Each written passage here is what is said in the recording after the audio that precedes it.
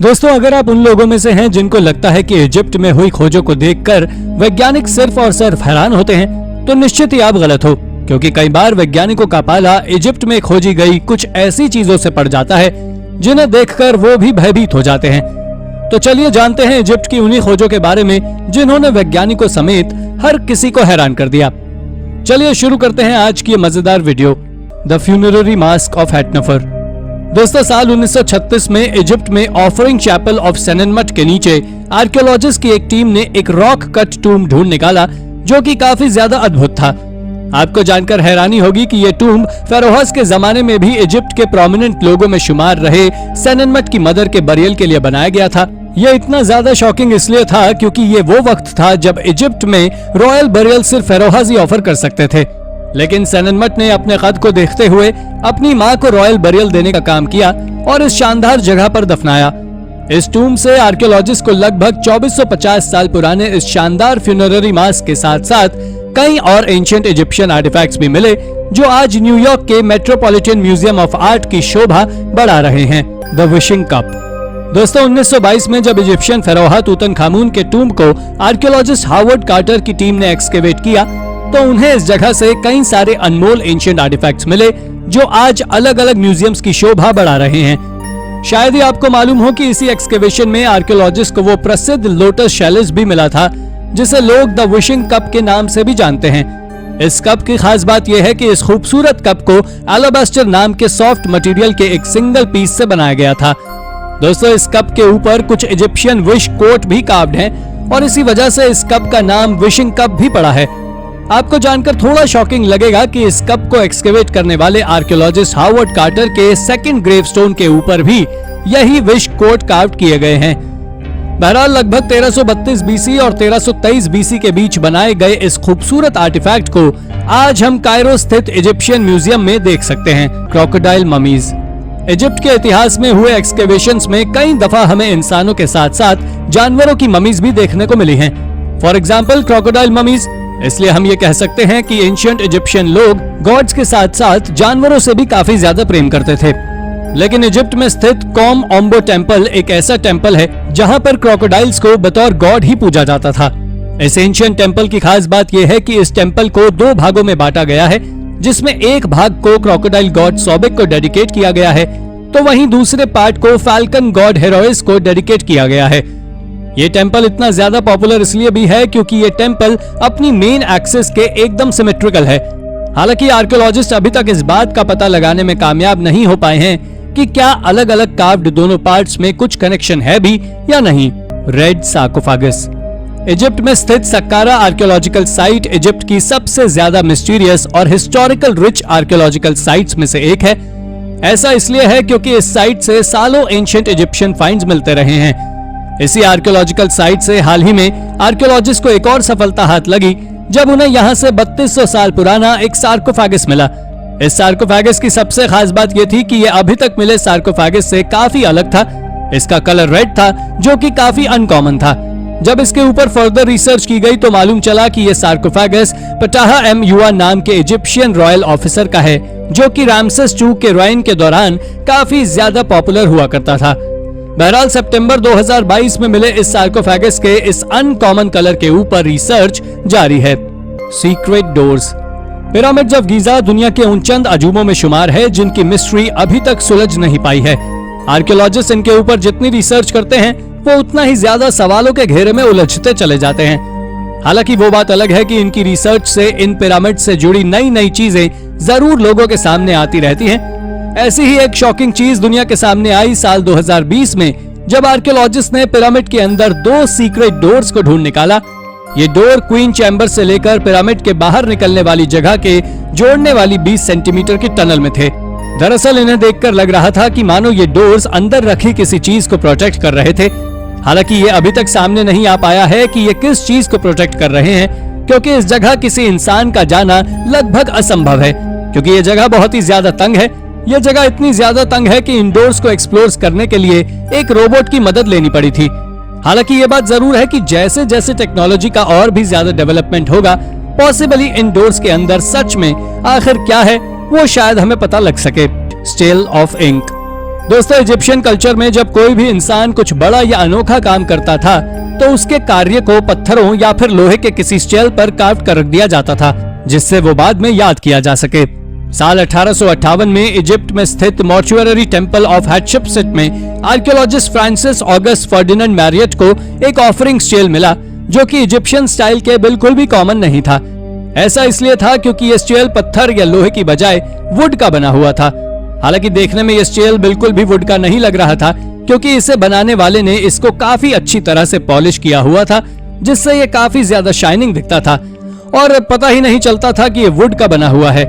इतना ही नहीं, इस स्टेल के ऊपर काफी सुंदर सुंदर कार्विंग्स की गई थी, जिसमें मॉन्टू प्रीस्ट अंक FN खोंसू को दिखाया गया था, जो फाल्कन गॉड री हॉरक्ती को कुछ ऑफर करते हुए दिखाई दे रहे थे। The giraffe. दोस्तों, सहारा डेजर्ट को दुनिया के सबसे बड़े डेजर्ट के रूप में माना जाता है, जहां पर दूर दूर तक जानवरों की तो क्या, कांटों तक की कोई जगह नहीं है। सहारा डेजर्ट के हार्ट कहे जाने वाले टेनियर इलाके में, जिसका मतलब है खुद यही कि वेयर देयर इज नथिंग, कुछ ऐसा मिला जिसने आर्कियोलॉजिस्ट के सिरों को चकरा कर रख दिया। इस जगह पर उन्हें स्टोन रॉक्स पर इस रीजन में नहीं पाए जाने वाले जिराफ्स की पेंटिंग्स कार्व्ड मिली हैं। खैर, आर्कियोलॉजिस्ट ये बात को मानते हैं कि इस जगह पर कभी इजिप्शियंस का रूल हुआ करता था, तो शायद उन्होंने इन पेंटिंग्स को यहाँ कार्व्ड किया होगा। लेकिन हैरानी की बात तो यह है कि जिराफ तो इजिप्ट में भी रेयर हैं, तो आखिर 2000 साल पहले कौन इस जगह पर आकर जिराफ की इतनी शानदार पेंटिंग्स कार्व्ड करके चला गया? होप कि इस बात का जवाब हमें जल्दी मिल सके। The great pyramid. जब भी इजिप्ट के पिरामिड्स का जिक्र हमारे सामने आता है तो सबसे पहले हमें गीजा के पिरामिड्स का नाम ही दिमाग में आता है। लेकिन आश्चर्य की बात तो यह है कि जिस पिरामिड ने गीजा के पिरामिड्स को बनाने की प्रेरणा दी, उसको शायद ही कोई जानता हो। जी हाँ दोस्तों, गीजा के पिरामिड्स बनने से कहीं पहले पिरामिड्स ऑफ योजर का निर्माण कर दिया गया था। आज से करीब 4500 साल पहले इजिप्शियन फेरोहा जोजेर ने इसका निर्माण करवाया था, और यह पिरामिड एंशिएंट इजिप्शियन आर्किटेक्चर का एक बेहतरीन एग्जाम्पल है, जिसे पत्थरों को सीक्वेंस में जोड़ जोड़ कर बेहतरीन तरीके से बनाया गया था। हालांकि धीरे धीरे ये पिरामिड देखरेख के अभाव में कमजोर होता चला गया, जिससे इसका ऊपरी हिस्सा थोड़ा सा गिर गया और इनकी हाइट थोड़ी कम हो गई।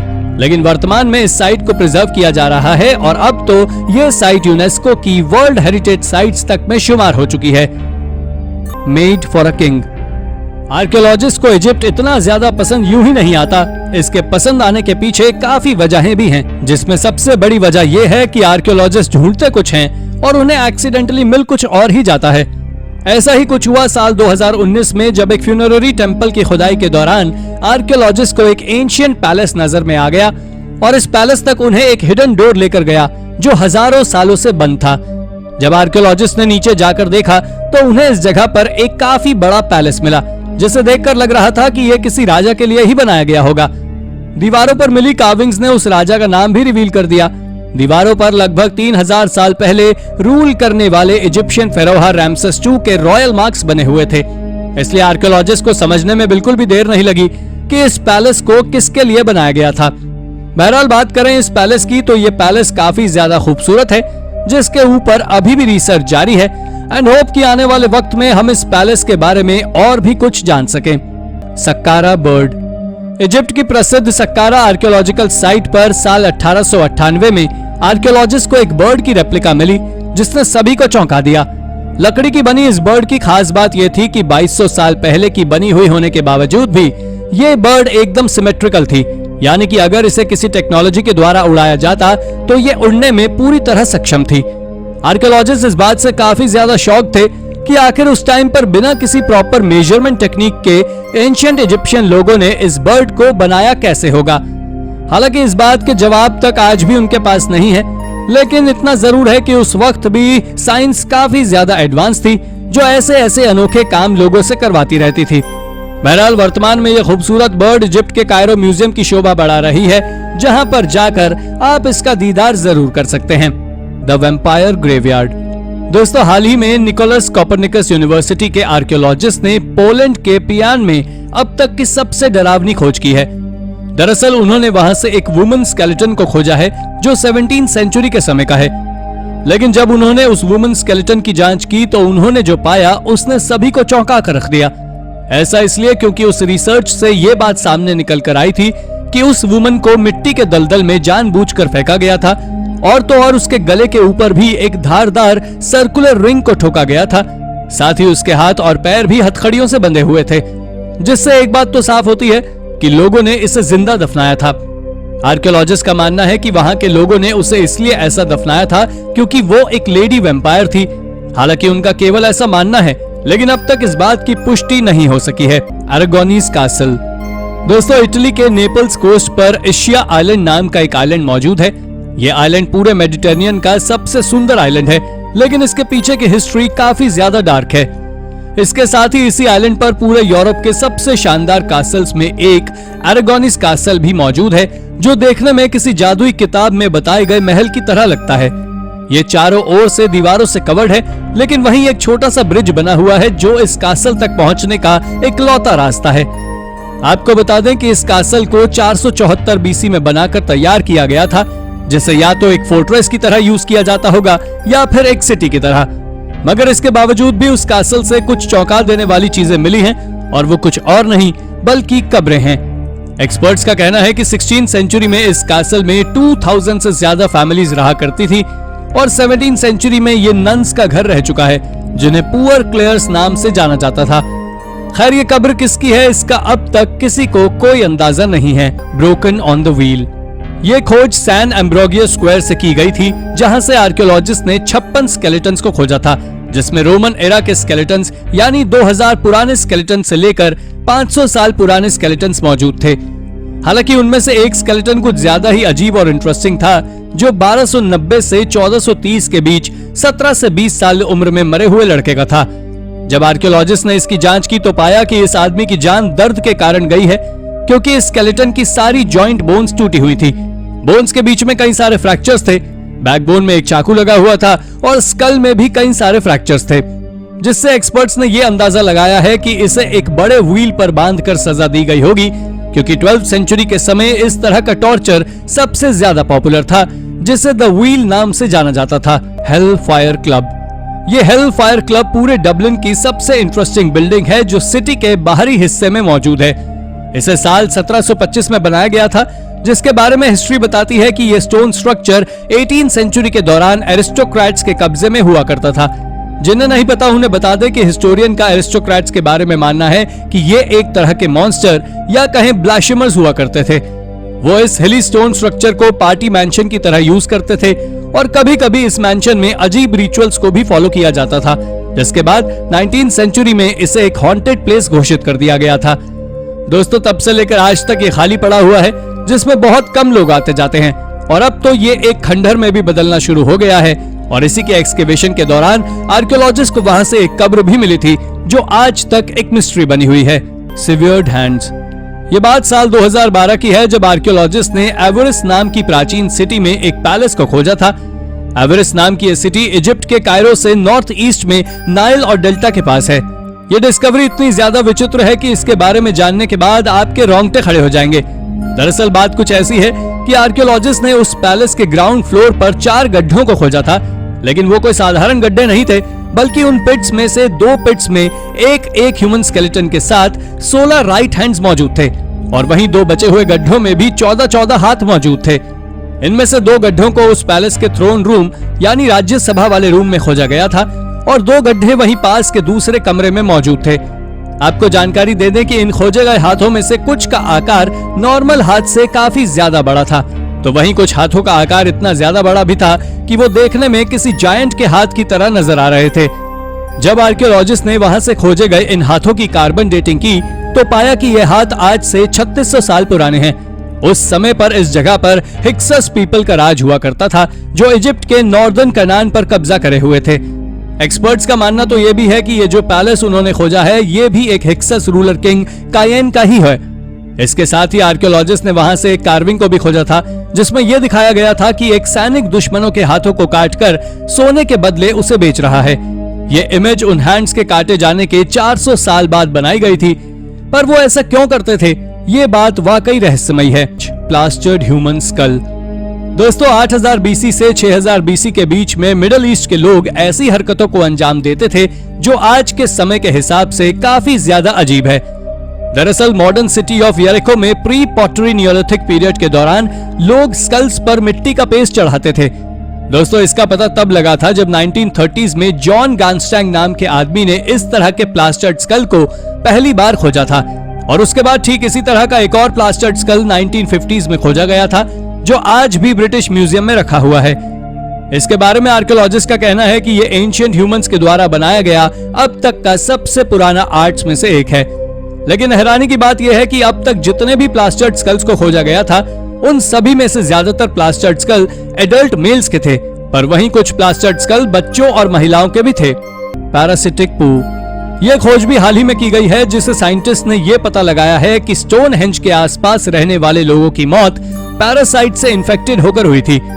आपको बता दें कि जो लोग डरिंगटन वॉल के किनारे सेटलमेंट्स में रहते थे, वो असल में एक बड़े बिल्डर्स होते थे, और ये 2500 BC के दौरान वहां रहते थे, जो कुत्तों और सुअरों को एक पेट की तरह पालते थे। पर जब पिछले साल आर्कियोलॉजिस्ट ने उन सेटलमेंट्स का एक्सकेवेशन किया, उस दौरान उन्होंने वहां 19 अच्छी तरह प्रिजर्व फेसेस यानी कि मल को खोजा था, जिसमें इंसान और जानवर दोनों का ही मल शामिल था। मगर हैरानी तो तब हुई जब इन फेसेस की जांच की गई तो पता लगा कि उसमें पैरासिटिक वुम्स मौजूद हैं, जो लंग्स और लिवर को पूरी तरह डैमेज कर देते थे, और शायद इसी कारण से उन सभी की मौत भी हुई थी।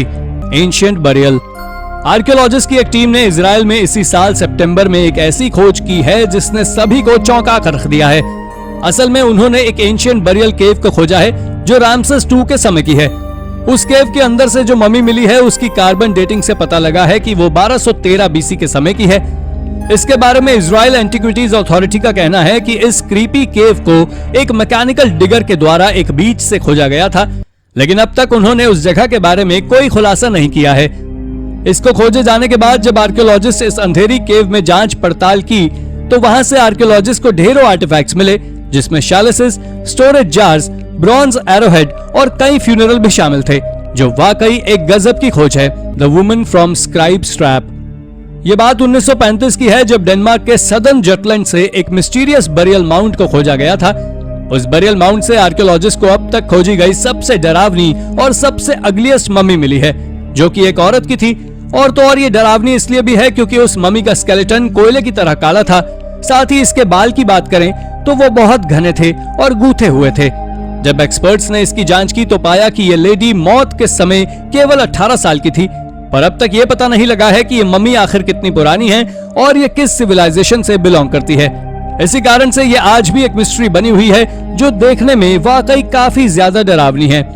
स्कल इन द रिवर, ये बात मिनेसोटा रिवर की है, जहां से एक स्कल को कायाकर्स के द्वारा खोजा गया था।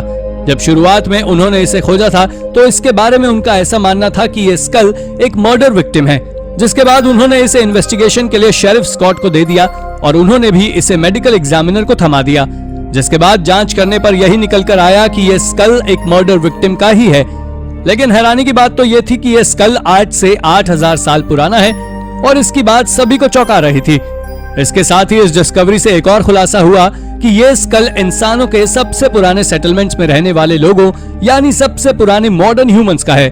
स्कारा ब्रे, दोस्तों दुनिया में हर किसी को यह जानने में काफी इंटरेस्ट रहता है कि आखिर नियोलिथिक एरा में लोग किस तरीके से रहा करते थे।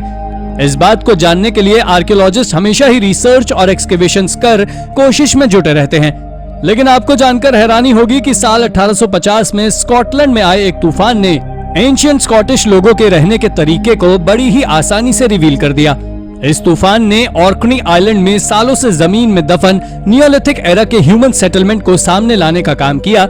जिसे बारिश और तूफान से यह सेटलमेंट सामने आया, वो जब रुका तब आर्कियोलॉजिस्ट ने यहाँ जाकर देखा तो उन्हें यहाँ से एंशिएंट स्कॉटिश कल्चर से जुड़े सेटलमेंट के अलावा और भी कई सारे अन्य आर्टिफैक्ट्स भी मिले, जो काफी ज्यादा अनमोल थे। वर्तमान में इस एंशिएंट नियोलिथिक ह्यूमन सेटलमेंट को अथॉरिटीज ने प्रिजर्व कर लोगों के लिए खोल दिया है, जहां हर साल हजारों लोग अपने इतिहास को देखने के लिए जाते हैं। केव टाउन ऑफ कलामिता, दोस्तों क्रीमिया के पास कलामिता बे में स्थित इनकमैन नाम का शहर दुनिया के सबसे शानदार शहरों में से एक है। बाइजेंटाइन एम्पायर के रूलर्स द्वारा बनाए गए इस शहर को पूरी तरह से पहाड़ों की क्लिफ्स में बनाया गया था। इस शहर की सबसे खास बात यह है कि इसके फ्रंट से हमें घरों की सिर्फ खिड़कियां दिखाई देती हैं, जबकि ये घर आपस में पहाड़ी घरों की एक दूसरे से स्टेयर्स के जरिए जुड़े हुए हैं, जिसकी वजह से ये देखने में काफी ज्यादा खूबसूरत लगते हैं। इस जगह पर क्रिश्चियन कल्चर से जुड़े हुए कई ऐसे मॉन्यूमेंट्स हैं जिन्हें बाइजेंटाइंस ने इस जगह पर बनाए हुए थे। बहरहाल इस खूबसूरत जगह पर अलग अलग टाइम पर कई एम्पायर्स ने कब्जा किया, जिसके चलते ये सिटी प्रिजर्व्ड और अच्छे हाल में नहीं रह पाई। लेकिन फाइनली 19वीं सेंचुरी में जब रशिया ने क्राइमिया की होल्डिंग अपने हाथ में ली, तब जाकर इस सिटी को दोबारा से रिकंस्ट्रक्ट किया गया। इसी बदौलत आज ये सिटी पहले से कई बेहतर हालात में है, जो पर्यटकों को अपनी ओर आकर्षित करती है। The Olduvai Gorge. तंजानिया के historical archaeological site Olduvai Gorge के बारे में कहा जाता है कि ये आर्कियोलॉजिकल साइट दुनिया की सबसे पुरानी आर्कियोलॉजिकल साइट्स में से एक है। दोस्तों, ये आर्कियोलॉजिकल साइट अपने स्ट्रक्चर या बनावट के लिए प्रसिद्ध नहीं है, बल्कि आर्कियोलॉजिस्ट को जो यहाँ से मिला है उसके लिए ज्यादा प्रसिद्ध है। ये काफी शॉकिंग है कि आर्कियोलॉजिस्ट को यहाँ से होमो सेपियंस के एंसेस्टर्स के रिमेन्स मिले हैं। उन्हें इस साइट से 1.9 मिलियन ईयर्स पहले के कई ह्यूमन रिमेन्स मिले हैं, जो काफी ज्यादा रेयर हैं। ये सब चीजें जो जहां से मिली हैं, वो इस साइट को ह्यूमन एवोल्यूशन हिस्ट्री की नजर में काफी ज्यादा इंपॉर्टेंट बनाती है और वर्तमान में इस साइट को तंजानियन गवर्नमेंट द्वारा प्रिजर्व किया गया है, जिसके management antiquities division ministry of natural resources and tourism के पास है। The Greek town of Akrotiri. Greece के सेंटोरिनी स्थित आर्कियोलॉजिकल साइट एक्रोटरी के बारे में आर्कियोलॉजिस्ट कहते हैं कि ये शहर आज से करीब 3500 साल पहले काफी समृद्धशाली और एडवांस हुआ करता था, जिसकी दीवारों पर खूबसूरत चित्र और आर्ट्स की झलक नजर आती थी। शायद ही आपको मालूम हो कि 16वीं सेंचुरी बीसी में इस जगह इरप्ट हुए एक वोल्केनो ने इस शहर को पूरी तरह से बर्बाद कर दिया और ऐश की एक बड़ी पार्टी के नीचे दबा दिया। इसका हाल कुछ वैसा ही हुआ जैसे कि माउंट वेसुवियस के इरप्शन की वजह से पोम्पेई का हुआ था। बहरहाल ये शहर हजारों सालों तक ऐश की परत के नीचे दफन रहा, लेकिन जब 1967 में सुएज कैनाल को बनाने के लिए इस जगह खुदाई की गई, तो इस शहर की एक दीवार लोगों की नजर में आई। बस तब से लेकर इस शहर का एक्सकेवेशन किया जाने लगा, जिसमें आर्कियोलॉजिस्ट को सफलता हाथ लगी और उन्हें इस शहर से जुड़े कई एंशिएंट आर्टिफैक्ट्स मिले, जो अब अथॉरिटीज द्वारा प्रिजर्व्ड हैं। The king's grave. दोस्तों, साल 1748 में स्वीडन के प्रोविंस स्कैनिया के साउथ ईस्ट पार्ट में 2 फार्मर्स को एक बरियल साइट मिली, जो कि अपने आप में काफी ज्यादा अनोखी थी। आपको जानकर हैरानी होगी कि जिस जगह ये बरियल साइट मिली, उसे पहले कंस्ट्रक्शन वर्क की क्वेरी के रूप में यूज किया जाता था, लेकिन जब इन किसानों की नजर इस जगह पर गड़े पत्थरों के बड़े बड़े टुकड़ों पर पड़ी, तो उनकी नजर वहीं अटक गई। दोस्तों, उन्होंने जब इन पत्थरों की ओर नजर डाली, तो उन्हें नजर आया कि ये पत्थर किसी टूम को प्रोटेक्ट कर रहे हैं। इस घटना की सूचना जब उन्होंने अथॉरिटीज को दी और उन्होंने इधर आकर देखा, तब ये मालूम चला कि ये साइट नॉर्डिक ब्रॉन्ज एज की बरियल साइट है। ये पत्थर जिस टूम को प्रोटेक्ट कर रहे थे, वो किसी राजा की ग्रेव थी। इन पत्थरों पर नॉर्डिक आर्ट्स बनी हुई थी, जिसमें शिप्स, एनिमल्स की इमेज कार्व थी। फर्दर इस साइट से आर्कियोलॉजिस्ट को कई और ग्रेव्स भी मिली, जहां से उन्हें कई ह्यूमन रिमेन्स मिले, जो नॉर्डिक ब्रॉन्ज एज के बरियल कल्चर को बताते थे। The Thracian tomb of Sveshtari. Europe में एक जमाना ऐसा था जब इस पूरे रीजन में ट्राइब्स का राज हुआ करता था। इन ट्राइब्स के लोगों को थ्रेशियंस कहा जाता था। ग्रीक्स ने तो इनके बारे में यहाँ तक कहा था कि अगर ये ट्राइब्स एकजुट होकर रहती, तो ये पूरे यूरोप पर राज करती और कोई भी इनका बाल बाका नहीं कर पाता, क्योंकि इनकी पॉपुलेशन काफी ज्यादा थी। ये ट्राइब्स काफी ज्यादा प्रॉस्पेरस भी थी। इस बात के प्रूफ आर्कियोलॉजिस्ट को मिलते हैं बल्गेरिया के एक छोटे से गांव में। इस गांव में उन्हें एक थ्रेशियन टूम्ब मिला है, जो काफी ज्यादा आकर्षक है। इस टूम्ब की बनावट काफी ज्यादा सुंदर है, जिसमें करीब 3 चैम्बर हैं। इस टूम्ब की सीलिंग को औरतों के हाथों के ऊपर सादे हुए दिखाया गया है।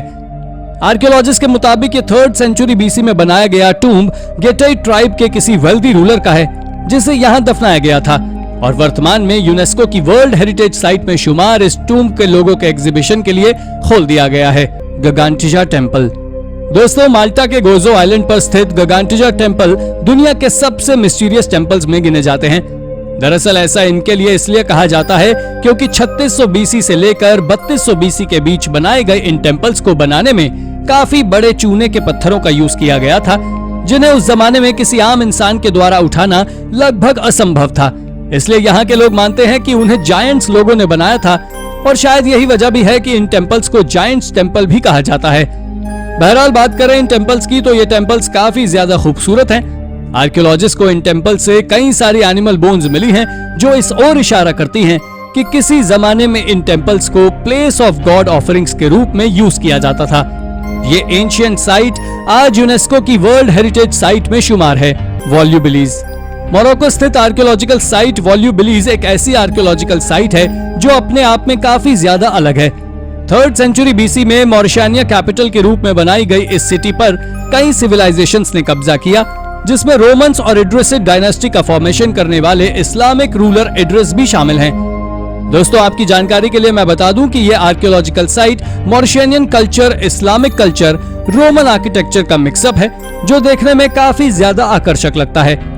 इस शहर के बड़े बड़े स्टोन पिलर्स और दीवारों पर उकेरी गई आर्ट आने जमाने में फलते फूलते इस शहर की संपन्नता को जाहिर करते हैं। साथ ही इस साइट की वैल्यू को देखते हुए इस जगह को भी यूनेस्को ने अपनी वर्ल्ड हेरिटेज साइट्स में शुमार करके रखा है। सेगोब्रेगा।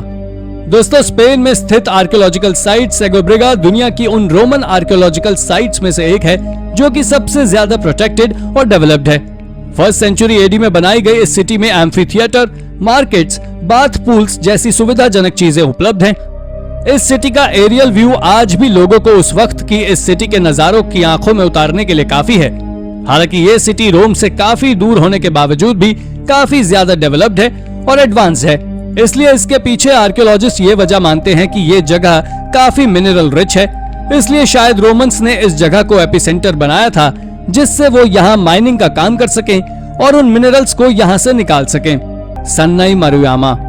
जापान के ओमोरी में एक बेसबॉल फील्ड को बनाते वक्त यहाँ काम कर रहे मजदूरों को कुछ ऐसा दिखाई दिया जिसने उन्हें काफी चौंका दिया।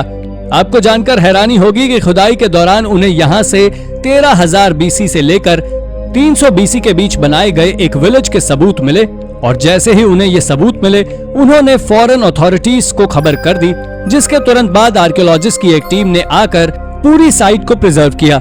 जब आर्कियोलॉजिस्ट ने इस साइट के ऊपर रिसर्च की तो उन्हें एंशिएंट जापानीज कल्चर के बारे में काफी कुछ जानने को मिला। साथ ही इस जगह पर लगभग 700 एंशिएंट घर मौजूद थे, जो कि उस वक्त के हिसाब से काफी ज्यादा एडवांस थे। खैर, सालों से जमीन में दफन रहने की वजह से ये साइट काफी ज्यादा कमजोर हो गई थी, इसलिए इसको पब्लिक के लिए ना खोलते हुए इसे फ्यूचर जनरेशन की रिसर्च के लिए प्रिजर्व कर दिया गया। लेकिन पब्लिक के लिए अथॉरिटीज ने इस साइट के ऊपर इस गांव की रेप्लिका बना दी, जिसमें लोग इस गांव की झलक को देख सकते हैं। Eridu the first city. Eridu, जिसे कि दुनिया की सबसे पहली सिटीज में गिना जाता है, और इसे लगभग 5400 बीसी के समय एंशिएंट सुमेरियंस के द्वारा कब्जे में लिया गया था। एंशिएंट सुमेरियंस का मानना था कि इस सिटी को खुद भगवान ने स्वर्ण से पत्थरों को गिराकर बनाया था। एरिडू की सबसे बड़ी मिस्ट्री यही है कि क्या सच में इसको खुद गॉड ने बनाया है, पर यह थ्योरी कहां तक ठीक है इसके बारे में किसी को नहीं पता। लेकिन अलग अलग एक्सपर्ट्स का इसके ऊपर अलग अलग ओपिनियन है। कुछ मानते हैं कि इसको किसी स्ट्रेंज पावर ने आसमान से आकर बनाया था, तो वहीं कुछ लोगों का मानना है कि इसको हम इंसानों से भी ज्यादा मॉडर्न या कहीं डेवलप्ड किसी दूसरी दुनिया के लोगों का इसमें हाथ है, जो वाकई अजीब है। Egyptian head cones. दोस्तों, एंशिएंट इजिप्शियंस जो कि लगभग 1550 बीसी से 300 बीसी तक रहे हैं, और उस समय के लोग सिर पर एक एक्स्ट्राऑर्डिनरी स्ट्रेंज केप्स पहना करते थे। उस समय ये केप्स एंशिएंट आर्ट का एक सुंदर नजारा लगता है। आपको जानकर हैरानी होगी कि इन केप्स को गौर से देखने पर ये बिल्कुल ट्रैफिक पाइलॉन्स के जैसे दिखाई देती हैं। और हाल ही में आर्कियोलॉजिस्ट को इन केप्स के 2 आर्टिफैक्ट्स मिले हैं, जिसे कि इजिप्ट की एक आर्कियोलॉजिकल साइट से खोजा गया है, और ये लगभग 3300 साल पुराने बताए जाते हैं। ये कोन पूरे वैक्स के बने हुए थे, जो कि पूरी तरह नष्ट हो चुके हैं, लेकिन इनसे इतना तो पता चलता ही है कि एंशिएंट इजिप्शियंस इसका इस्तेमाल जरूर करते थे। आपको बता दें कि अनुनाकी में इनसे भी पहले इस तरह के केप्स का इस्तेमाल होता था, जिससे इंस्पायर होकर एंशिएंट इजिप्शियन ने इसको पहनना शुरू किया होगा। The first engineers. दोस्तों, जब भी हम एंशिएंट आर्टिफैक्ट्स के बारे में सोचते हैं तो हमारे दिमाग में सबसे पहले एंशिएंट इजिप्ट, मेसोपोटामिया और रोम की कुछ महान आर्कियोलॉजिकल साइट्स आती हैं। मगर आपको जानकर हैरानी होगी कि जब दुनिया की सबसे पहले इंजीनियर्स की बात होती है तो इस मामले में नॉर्थ अमेरिका ही सबसे ज्यादा प्रसिद्ध है, क्योंकि वहां पर सबसे पहले इंजीनियर्स यानी कि नेटिव अमेरिकन, जो कि नॉर्दर्न लुजियाना में 3000 साल पहले रहा करते थे। उसी समय जब एंशिएंट इजिप्शियंस अपने सर पर वैक्स के कोन्स पहन रहे थे, तभी ये native American complicated cities design कर रहे थे। आपको बता दें कि वॉशिंगटन यूनिवर्सिटी सेंट लुइस के साइंटिस्ट के माने तो मिसिसिपी रिवर में रिसर्च करने के बाद पता चला कि ये लोग हाईली स्किल्ड इंजीनियर्स थे। इजिप्शियंस अपने स्ट्रक्चर्स को स्टोन से बनाते थे, इसलिए वो आज तक ज्यादा खराब नहीं हुआ है, और नेटिव अमेरिकन अपने स्ट्रक्चर्स को अर्थ मड से बनाते थे, इसी वजह से वो आज तक उतने ज्यादा नहीं बचे हैं। The Ubaid reptilians. दोस्तों, सिटी ऑफ एरिडू को यूबेट पीरियड के समय बनाया गया था, जो कि मेसोपोटामियन प्री हिस्ट्री के समय यानी 5500 बीसी से 3900 बीसी के बीच का समय था। इसी समय के कुछ लोगों के द्वारा कुछ स्ट्रेंज लिजर्ड्स मॉडल्स बनाए गए, जिसे कि यूबेट फिगरेंस कहा जाता है। आपको बता दें कि ये स्कल्पचर्स दिखने में तो हम आम लोगों के जैसे ही दिखाई देते हैं, लेकिन इनके सर को किसी लिजर्ड्स के जैसे बनाया गया है। इन स्कल्पचर्स को बड़ी तादाद में आर्कियोलॉजिस्ट हैरी रेगिनेंट हॉल ने सबसे पहले साल 1919 में यूबेट की आर्कियोलॉजिकल साइट से खोजा था। पर यह बात आज तक एक रहस्य बनी हुई है कि आखिर इन स्कल्पचर्स को किसने बनाया होगा और क्यों बनाया होगा। इसके बारे में कई थ्योरी दी जाती है, जिसमें से अनुनाकी की थ्योरी सबसे ज्यादा पॉपुलर है। इस थ्योरी के अनुसार अनुनाकी लोग जो कि किसी दूसरी दुनिया के आते थे और वो हमसे भी ज्यादा बुद्धिमान लोग होते थे, शायद उन्होंने इंसानों की इसको बनाने में मदद की थी। वैसे ये थ्योरी कुछ ज्यादा ही अमेजिंग है। तो दोस्तों, ये थी हमारी आज की एक और इंटरेस्टिंग वीडियो। अगर आपको वीडियो पसंद आई हो तो इसे लाइक करें और हाँ, जाते जाते चैनल को सब्सक्राइब जरूर कर दीजिएगा। Thank you for watching.